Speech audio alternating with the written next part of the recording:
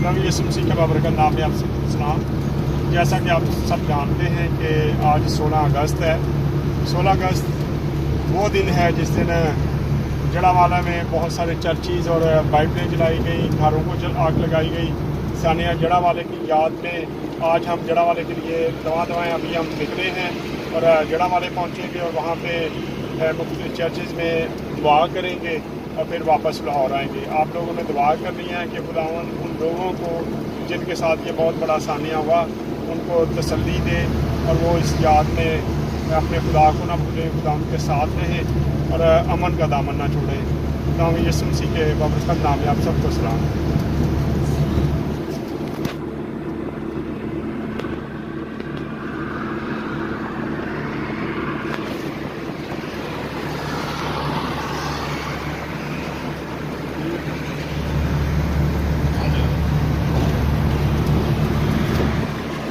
ये टीम भी हमारे साथ है, आप से देख रहे हैं सारे।